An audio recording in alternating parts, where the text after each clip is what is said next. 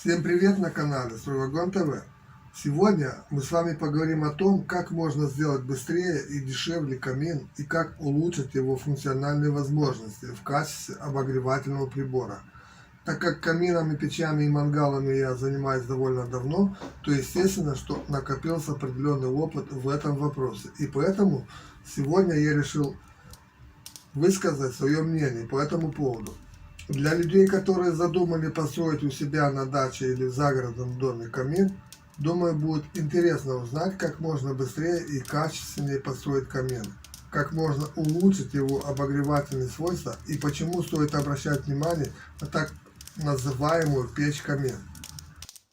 Как вы все знаете, камин служит не только для отопления, но и для украшения жилища. Существенно уменьшить затраты на строительство камина можно, если построить его своими руками из облицовочного кирпича под расшивку швов или из обыкновенного кирпича, но с дополнительной отделкой облицовочными материалами.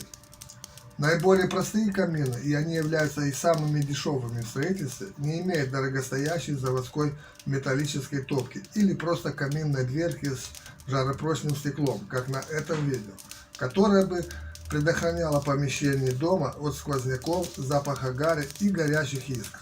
В таких каминах с открытой топкой дрова горят прямо на поду, а топливник в целях экономии средств можно и не облицовывать огнеупорными материалами, так как тепло от горящих дров практически мгновенно исчезает в дымовую трубу. Учитывая, что камины имеют довольно низкий коэффициент полезного действия и больше всего служат для украшения жилища, но не для обогрева, сильно экономить на материалы в процессе строительства не стоит. Часть ваших сбережений, как принято в таком деле, уйдет на покупку дорогих облицовочных материалов, как, например, на каминную топку и каминную фурнитуру, но, на мой взгляд, они того стоят.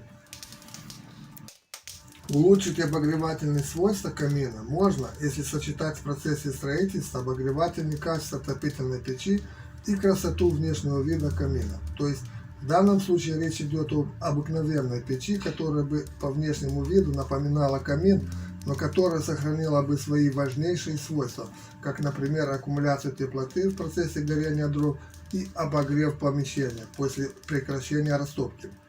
Перед вами самая обыкновенная печь-камин, которую можно облицевать, как и камин, самыми разнообразными облицовочными материалами или сделать из кирпича под расшивку швов.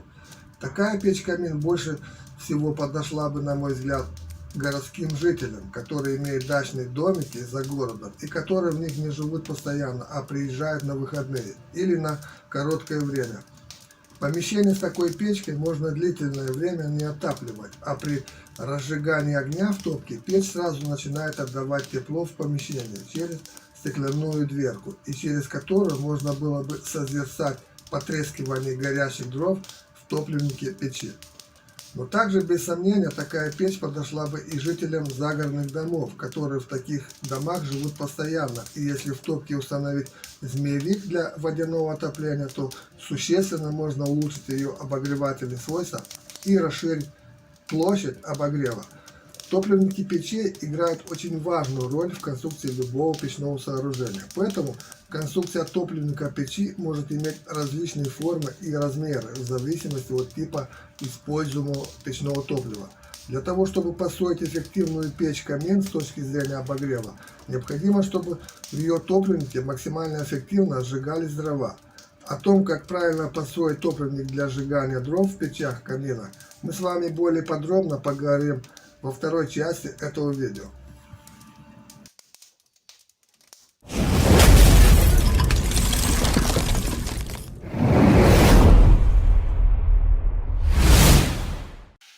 Для того, чтобы печь получилась экономной, необходимо, чтобы в топливнике печи происходило более полное сгорание топлива.